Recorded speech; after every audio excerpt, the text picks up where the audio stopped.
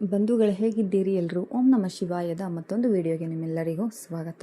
ಇವತ್ತಿನ ವಿಡಿಯೋದಲ್ಲಿ ನಾನು ಮಕ್ಕಳು ಯಾವ ತಿಂಗಳಿನಲ್ಲಿ ಜನಿಸಿದರೆ ಅವರು ಬುದ್ಧಿವಂತರಾಗಿರುತ್ತಾರೆ, ಹಾಗೆಯೇ ಅದೃಷ್ಟವಂತರಾಗಿರುತ್ತಾರೆ ಮತ್ತು ಅವರ ಮನಸ್ಥಿತಿಗಳು ಹೇಗಿರುತ್ತೆ ಎಂಬುದನ್ನು ಇವತ್ತಿನ ವಿಡಿಯೋದಲ್ಲಿ ನಾನು ನಿಮಗೆ ತಿಳಿಸ್ತಾ ಇದ್ದೀನಿ. ಕೊನೆವರೆಗೂ ವಿಡಿಯೋನ ಸ್ಕಿಪ್ ಮಾಡ್ದೇನೆ ನೋಡಿ.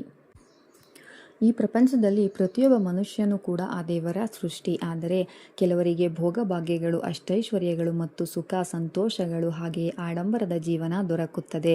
ಇನ್ನು ಕೆಲವರಿಗೆ ಅಂತಹದ್ದು ಯಾವುದೂ ಸಹ ಸಿಗುವುದಿಲ್ಲ. ಬಹಳಷ್ಟು ರೀತಿಯ ಕಷ್ಟಗಳನ್ನು ಅವರು ಎದುರಿಸಬೇಕಾಗುತ್ತದೆ. ಸಾಧಾರಣ ಜೀವನ ನಡೆಸಲು ಕೂಡ ಅವರು ಪರದಾಡುವಂತಹ ಪರಿಸ್ಥಿತಿಗಳನ್ನು ಎದುರಿಸಬೇಕಾಗುತ್ತದೆ. ಅವರು ಮಾಡುವ ಕೆಲಸಗಳೆಲ್ಲವೂ ಸಹ ಸಕ್ಸಸ್ ಆಗದೆ ವಿಫಲವಾಗುತ್ತಿರುತ್ತದೆ. ಕೆಲವು ಮಂದಿ ಯಾವುದೇ ಕಷ್ಟಪಡದಿದ್ದರೂ ಸಹ ಅವರು ಸುಖವಾಗಿರುತ್ತಾರೆ. ಅಸಲಿಗೆ ಇವುಗಳಿಗೆಲ್ಲ ಕಾರಣವೇನು ಅಂತ ನೋಡೋದಾದರೆ ಗರುಡ ಪುರಾಣದ ಪ್ರಕಾರ ಇದಕ್ಕೆಲ್ಲ ಕಾರಣ ನಮ್ಮ ಪೂರ್ವಜನ್ಮದ ಕರ್ಮಫಲಗಳೇ ಹೌದು. ಪೂರ್ವಜನ್ಮದಲ್ಲಿ ನಾವು ಮಾಡಿದಂತಹ ಕರ್ಮಫಲಗಳೇ ನಮಗೆ ಬೇರೆ ಜನ್ಮದಲ್ಲಿ ಅವುಗಳನ್ನು ಅನುಭವಿಸುವುದಕ್ಕೆ ಕಾರಣವಾಗುತ್ತದೆ. ನೀವು ನೋಡಿಯೇ ಇರ್ತೀರಾ, ಕೆಲವು ಮಂದಿ ಮಕ್ಕಳು ಹುಟ್ಟುತ್ತಲೇ ಶ್ರೀಮಂತರಾಗಿ ಹುಟ್ಟುತ್ತಾರೆ.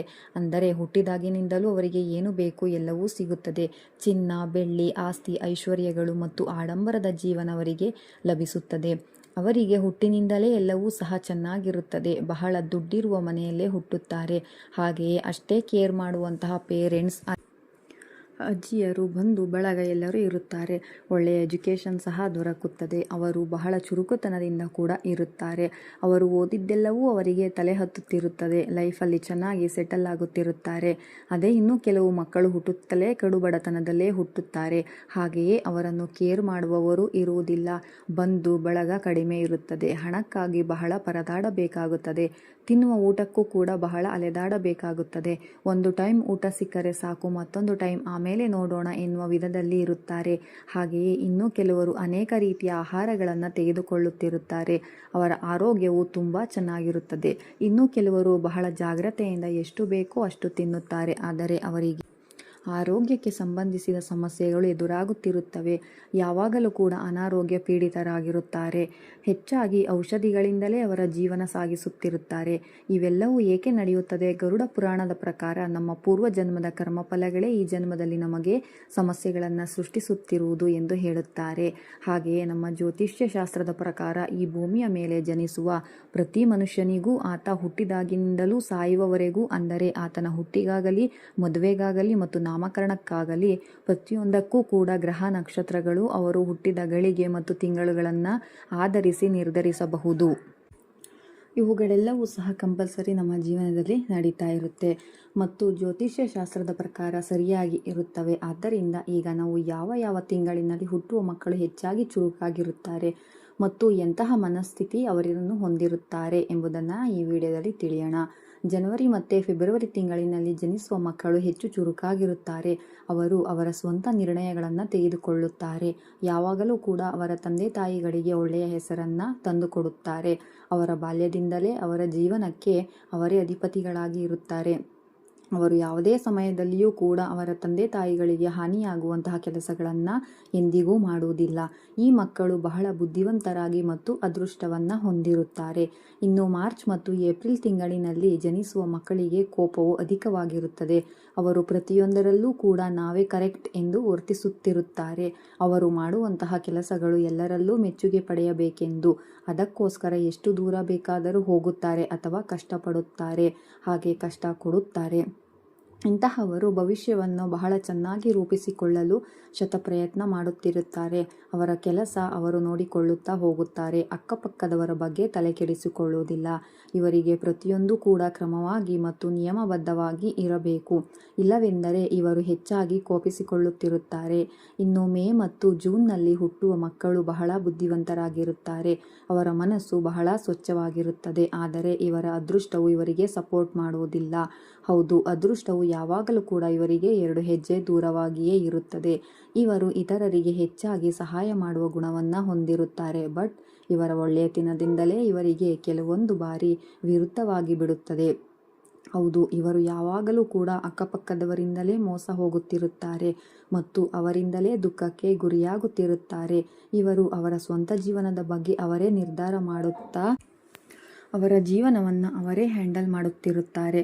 ಆದರೆ ಬೇರೆಯವರು ಮಾಡಿದ ಕೆಲಸಗಳಿಗೂ ಕೂಡ ಇವರೇ ದುಃಖ ಪಡುವ ಪರಿಸ್ಥಿತಿಗಳು ಇವರ ಜೀವನದಲ್ಲಿ ಹೆಚ್ಚಾಗಿ ಎದುರಾಗುತ್ತಿರುತ್ತವೆ. ಜುಲೈ ಮತ್ತು ಆಗಸ್ಟ್ ತಿಂಗಳಿನಲ್ಲಿ ಜನಿಸಿದ ಮಕ್ಕಳು ಬಹಳ ಅದೃಷ್ಟವಂತರು ಮತ್ತು ಅವರ ತಂದೆ ತಾಯಿಗಳು ಅದಕ್ಕಿಂತಲೂ ಅದೃಷ್ಟವಂತರೆಂದು ಹೇಳಬಹುದು. ಏಕೆಂದರೆ ಇವರು ಬಹಳ ದಯೆ ಮತ್ತು ಕರುಣೆಯನ್ನು ಹೊಂದಿರುತ್ತಾರೆ. ಇವರು ತಂದೆ ತಾಯಿಗಳಿಗೆ ಯಾವುದೇ ರೀತಿಯ ಸೇವೆಗಳನ್ನು ಮಾಡಲು ತಯಾರಾಗಿರುತ್ತಾರೆ ಮತ್ತು ಹಾಗೆಯೇ ಸೇವೆ ಮಾಡುತ್ತಾರೆ. ತಂದೆ ತಾಯಿಯರ ವಿಷಯಗಳಲ್ಲಿ ಹಿಂದೆ ಸರಿಯುವುದು ಇವರ ಜೀವಮಾನದಲ್ಲಿ ಇರುವುದಿಲ್ಲ. ಹಾಗೆಯೇ ಇವರು ಸಹ ಅವರ ಭವಿಷ್ಯತ್ವವನ್ನು ಸಹ ಅವರೇ ರೂಪಿಸಿಕೊಳ್ಳಲು ಪ್ರಯತ್ನಿಸುತ್ತಿರುತ್ತಾರೆ ಮತ್ತು ಹೆಚ್ಚಾಗಿ ಧರ್ಮದ ಮಾರ್ಗದಲ್ಲಿ ನಡೆಯುತ್ತಾರೆ. ಅನ್ಯಾಯವನ್ನು ಸಹಿಸುವುದಿಲ್ಲ. ಜೀವನದಲ್ಲಿ ಧೈರ್ಯವಾಗಿ ಮುನ್ನುಗ್ಗುತ್ತಾ ಅವರ ತಂದೆ ತಾಯಿಗಳ ಜೊತೆ ಜೀವನ ಕಳೆಯಬೇಕೆಂದು ಆಶಿಸುತ್ತಾರೆ. ಇನ್ನು ಸೆಪ್ಟೆಂಬರ್ ಮತ್ತು ಅಕ್ಟೋಬರ್ ತಿಂಗಳಿನಲ್ಲಿ ಜನಿಸುವ ಮಕ್ಕಳು ಜಾತಕವಂತರು. ಇವರು ಧರ್ಮ ಮಾರ್ಗವನ್ನು ಹೆಚ್ಚಾಗಿ ಆರಿಸಿಕೊಳ್ಳುತ್ತಾರೆ. ದೈವ ಭಕ್ತಿ ಜಾಸ್ತಿ ಇರುತ್ತದೆ. ಇವರಿಗೆ ದೇವರ ಮೇಲೆ ಅಪಾರವಾದ ನಂಬಿಕೆ ಇವರಿಗಿರುತ್ತದೆ. ಇವರ ಜೀವನದಲ್ಲಿ ಇವರು ಬಹಳ ಕಷ್ಟಗಳು ಅನುಭವಿಸಬೇಕಾಗುತ್ತದೆ. ಆದರೆ ಆ ಭಗವಂತನ ಕೃಪೆ ಇವರ ಮೇಲೆ ಸದಾಕಾಲ ಇರುತ್ತದೆ. ಆದ್ದರಿಂದಲೇ ಒಳ್ಳೆಯ ಜೀವನವನ್ನು ಇವರು ಲೀಡ್ ಮಾಡುತ್ತಾ ಮುಂದೆ ಸಾಗುತ್ತಾರೆ. ಹಾಗೆಯೇ ಇವರು ಕೂಡ ಹಿರಿಯರನ್ನು ಗೌರವಿಸುತ್ತಾ ತಂದೆ ತಾಯಿಯರನ್ನು ಪ್ರೀತಿಯಿಂದ ನೋಡಿಕೊಳ್ಳುತ್ತಾರೆ.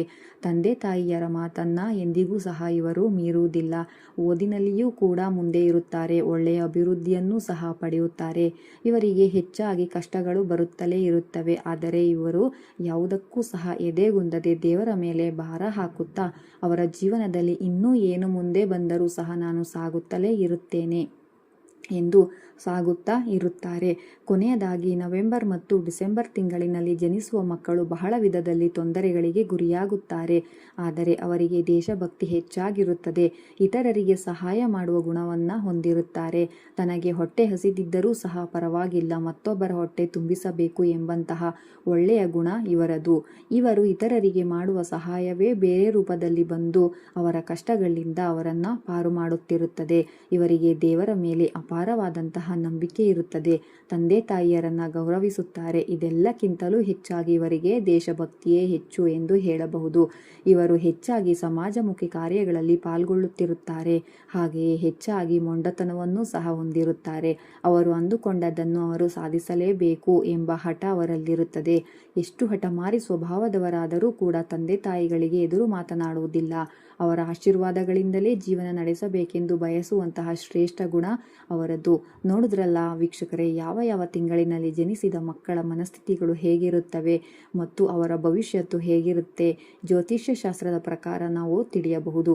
ಈ ವಿಧವಾಗಿ ಬಹಳಷ್ಟು ಸಾರಿ ನಾವು ನಮಗೆ ತಿಳಿಯದೇನೋ ಅಥವಾ ತಿಳಿದು ಕೆಲವೊಂದು ತಪ್ಪುಗಳನ್ನು ಮಾಡಿರ್ತೀವಿ. ಆದರೆ ಹಾಗೆ ಮಾಡದೆ ನಮ್ಮ ಮಕ್ಕಳ ಆಲೋಚನೆಗಳು ಯಾವ ರೀತಿ ಇರುತ್ತವೆ ಅವುಗಳನ್ನು ನಾವು ಗ್ರಹಿಸಿ ನಾವು ಅವುಗಳಿಗೆ ತಕ್ಕ ಹಾಗೆ ಸರಿಯಾದ ವಿಧಾನದಲ್ಲಿ ಅವರ ಜೊತೆ ಬೆರೆತು ಅವರನ್ನು ಅರ್ಥ ಮಾಡಿಕೊಂಡು ಮುಂದೆ ಸಾಗಿದರೆ ಅವರು ಕೂಡ ಜೀವನದಲ್ಲಿ ಮುಂದಕ್ಕೆ ಸಾಗಿ ಅವರ ಆಶಯವನ್ನು ಈಡೇರಿಸಿಕೊಳ್ಳುವುದರಲ್ಲಿ ಅವರು ಸಹ ಯಶಸ್ವಿಯಾಗುತ್ತಾರೆ.